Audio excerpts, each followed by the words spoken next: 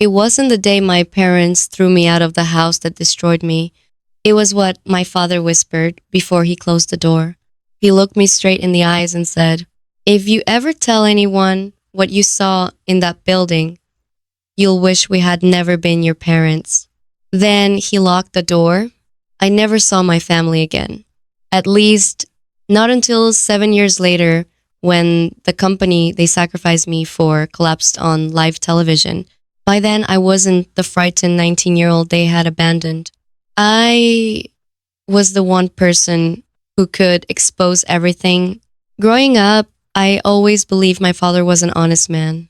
His name was Richard Lawson, and for almost 25 years, he worked as a senior operations manager for one of the largest pharmaceutical companies in the Midwest. Everyone respected him. Neighbors admired him. Church members praised him. My mother constantly reminded me how lucky we were to have a father who helped save lives. As a kid, I believed every word. Our family lived comfortably in a quiet suburb outside Indianapolis. Nothing extravagant, just a nice two-story house, family vacations every summer, birthday dinners together, and parents who seemed to love each other. If someone had asked me back then whether my family had secrets, I would have laughed. We were the family everyone else wanted to be, or at least that's what it looked like from the outside. After graduating high school, I started community college while working evenings at a grocery store. Money was tight, so when dad offered me a temporary summer job at his company, I accepted without thinking twice. The work was simple: filing paperwork, moving inventory records, delivering documents between departments, nothing confidential, nothing exciting. For the first few weeks, everything was exactly what I expected. Employees smiled. Managers greeted each other in the hallways. The laboratories looked spotless. The company even had motivational posters everywhere. Integrity above all. Patience first. Looking back, those signs almost feel like a joke.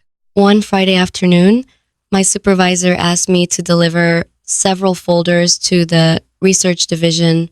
Normally, interns weren't allowed in that section, but most employees had already left for the weekend, and he said it would save him time. I took the elevator to the fourth floor.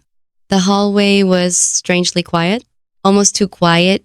I found the office, dropped the folders off, turned around, and that's when I heard shouting coming from a conference room down the hall. The door wasn't completely closed. I wasn't trying to eavesdrop. Honestly, I should have walked away, but then I heard my father's voice. He sounded angry. I'd never heard him like that before. Curiosity got the better of me. I stepped closer, just enough to hear inside the room were 6 people, executives, lawyers, and my father. A large screen displayed charts filled with numbers and medical reports. One executive slammed his hand against the table. "We cannot recall the product." Another answered immediately, "If we don't, more people will die." The room fell silent. Then my father spoke. His voice was calm, cold. "The numbers aren't confirmed." Another man pushed several documents across the table. "They're confirmed enough." My heart started pounding. I looked closer. One page had photographs attached, hospital bills, patient, children. Another executive sighed. "The lawsuits alone could destroy us." Someone else replied, "Not if nobody links the deaths to the medication." I felt sick. For a moment, I couldn't process what I was hearing. These weren't rumors. They weren't discussing possibilities. They were discussing how much human life would cost compared to the company's profits. Then my foot accidentally bumped a metal trash can. The sound echoed through the hallway. Every conversation inside stopped instantly. Someone opened the conference room door. I ran, not because I understood everything, but because I knew I wasn't supposed to hear any of it, I reached the elevator and frantically pressed the button. Footsteps echoed behind me. First, the elevator doors finally opened. I jumped inside just as one of the executives reached the hallway. He stared directly at me. He didn't yell. He didn't chase me. He simply watched the doors close. His expression terrified me more than if he had screamed. Because he wasn't surprised. He looked concerned, like he was already calculating what needed to happen next. When I got home that evening, Dad wasn't there. Mom acted strangely. She barely spoke during dinner. Every few minutes, she looked toward the driveway through the kitchen window. Around 9 o'clock, Dad finally arrived. He didn't even say hello. He walked straight into the living room and asked me to sit down. His face looked exhausted. For several seconds, neither of us spoke. Finally, he asked, "How much did you hear today?" I didn't answer. He repeated the question, this time louder. I admitted I'd heard enough to know something was wrong. He closed his eyes, then whispered something I still remember word for word. "You should have kept walking." I asked him if people were actually dying because of the medication. He didn't answer. I asked if the company was hiding it. Still nothing. Then I asked the question that changed everything. "So, you're helping them?" Dad stood up so quickly his chair crashed onto the floor. Before he could respond, Mom started crying. Not quietly. She completely broke down. Dad grabbed his car keys. "Both of you stay here." He left. He didn't come back until nearly 2 in the morning. The next morning, something felt different. The house was silent. Mom wouldn't look at me. Dad kept making phone calls behind closed doors.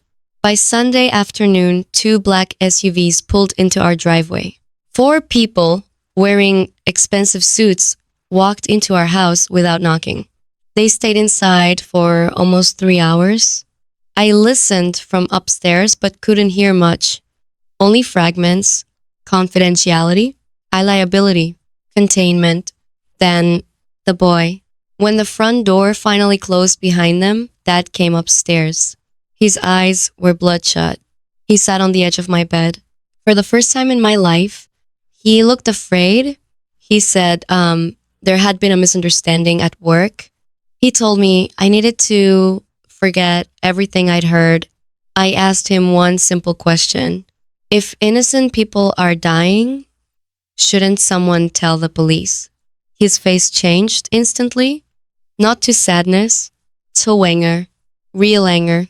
He leaned closer and said, "You have absolutely no idea what you're talking about." I refused to stay quiet. I told him if nobody else reported it, I would. For a long moment, he just stared at me.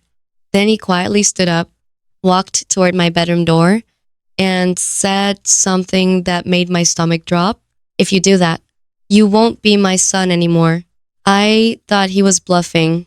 I had no idea. He had already made his choice. Monday morning started like any other. The sun was out. Kids were waiting for school buses. Neighbors were mowing their lawns. It felt impossible that my entire life was about to disappear before noon. Dad asked me to ride with him to work. He said we needed to clear up the misunderstanding. I almost believed him. Halfway there, he pulled into the parking lot of a small diner instead of the company. He ordered coffee, didn't touch it. For nearly 5 minutes, neither of us spoke. Finally, he slid an envelope across the table. Inside was $5,000 in cash. At 19 years old, it was more money than I'd ever seen. "Take it," he said. "Leave town for a while." I stared at him. "You think I'm going to disappear because you paid me?" "It's not payment." "Then what is it?" "It's protection." I pushed the envelope back. "I'm going to the police." For the first time, I saw tears forming in my father's eyes. "They won't protect you. They'll protect the company. You don't know who you're dealing with." I stood up. If that's true, then somebody has to try. As I walked toward the exit, Dad called my name. I turned around. He looked 20 years older than he had an hour before. I already lost once, he whispered. I'm not losing again. At the time, I didn't understand what he meant. By the afternoon, I would I went straight home to gather the documents I'd secretly copied from the conference room printer after everyone had left. They weren't much. A few financial reports, a page listing adverse patient reactions, a schedule showing executives meeting with outside legal counsel. Enough to raise questions, not enough to expose everything. When I reached my bedroom, my desk drawers were open. My backpack had been emptied onto the floor. The papers were gone. I rushed downstairs. Mom was sitting silently in the kitchen. She wouldn't look at me. Where are they? No answer. Mom, where are the papers? She slowly placed a small stack of ashes in front of me. The fireplace was still warm. I had to, she whispered. They told us there wasn't another choice. My chest felt hollow. You burned them? She started crying again. I was trying to save you. I couldn't believe what I was hearing. Before I could respond, the front door opened. Dad walked in, carrying a cardboard box. He placed it beside the stairs. Pack your things. I laughed. Not because it was funny, because it sounded impossible. What? You heard me. You can't be serious. You can't stay here anymore. I looked at my mother, expecting her to stop him. She kept staring at the floor. I'll tell the truth, I said. I'll tell everyone what you're doing. Dad's face hardened. No, I'll go to the news. No, I'll go to the FBI. He stepped closer. You won't. And if I do? His answer came without hesitation.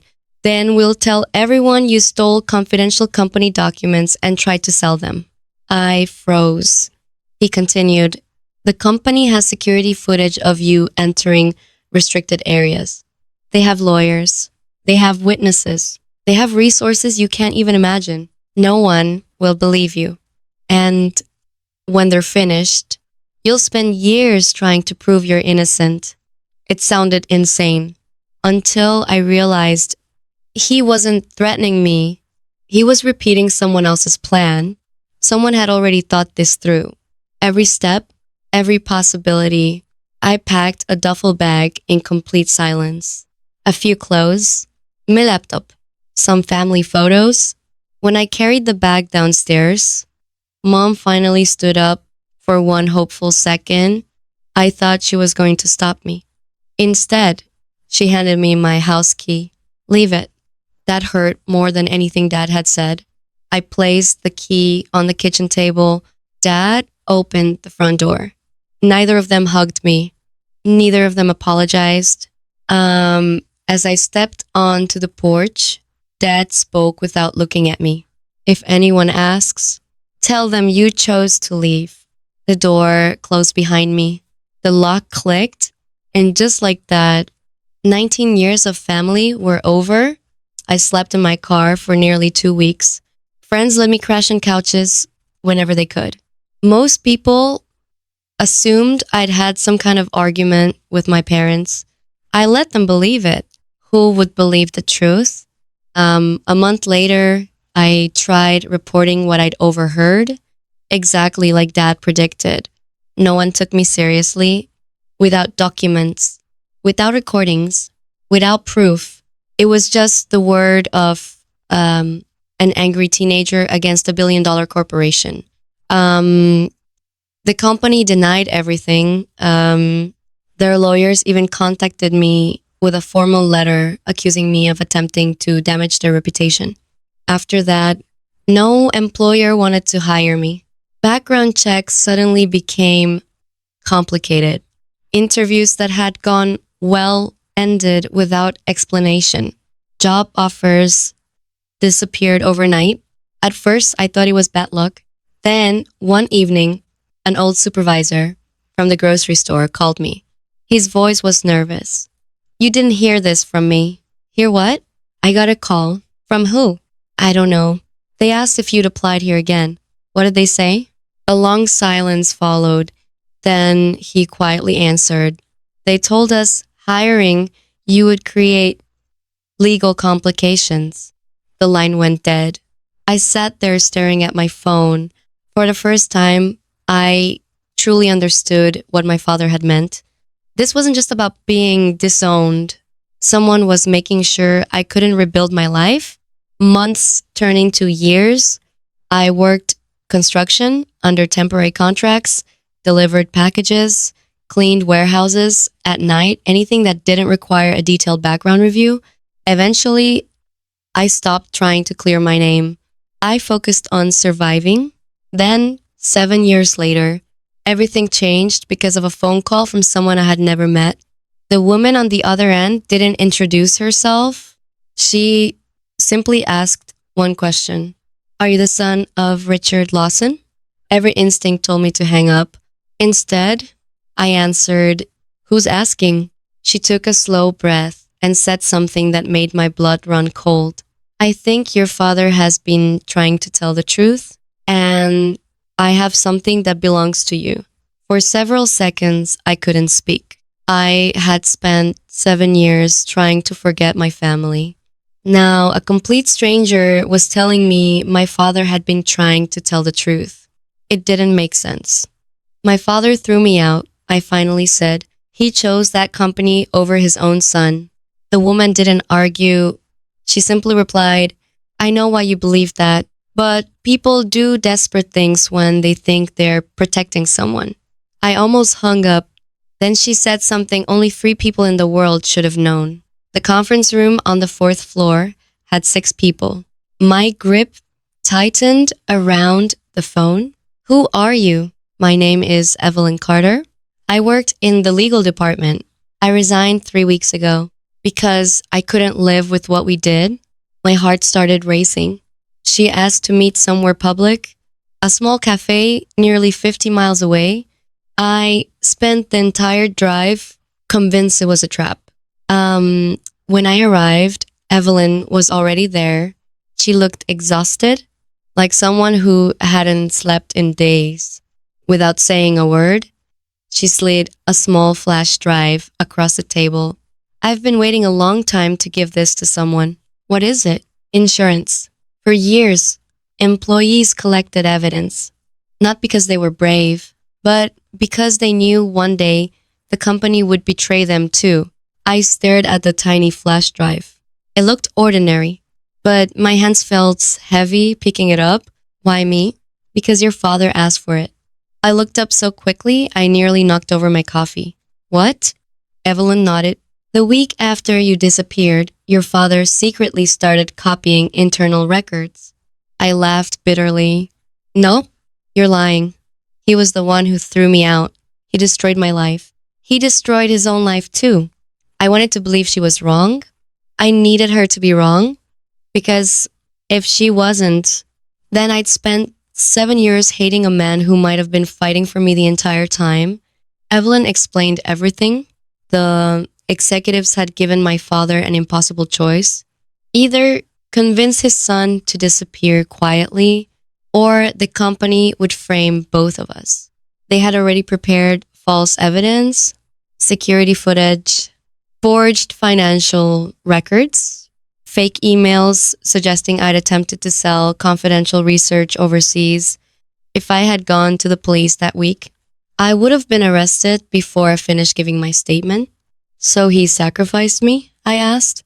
She shook her head. He sacrificed your relationship. He thought distance was the only thing that would keep you alive. I wasn't ready to hear that.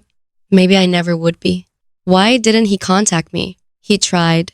She opened her purse and placed several unopened envelopes on the table. Every one of them had my name written on the front. My handwriting from childhood flashed through my mind. Dad always wrote my birthday cards the same way. These were his. The envelopes had never been mailed. They intercepted everything, Evelyn said quietly. He knew they were watching. He stopped sending them because every letter told the company where to find you.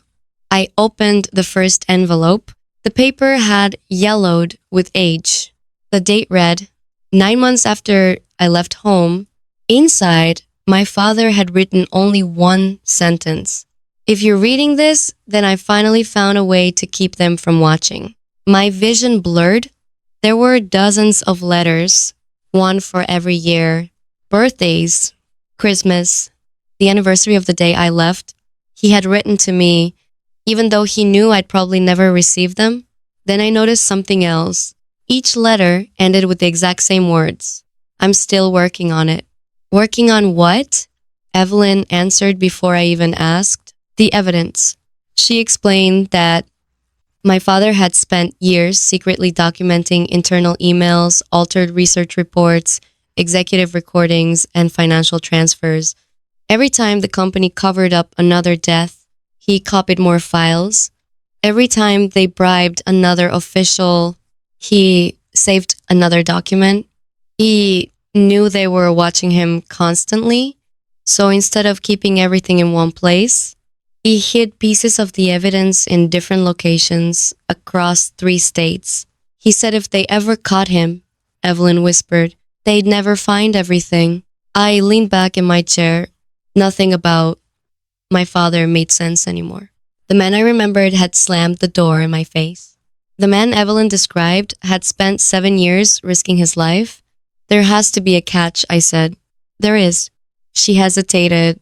They know someone took the files. Who? The company. When I resigned, they started looking for whoever your father trusted most. A cold feeling settled over me.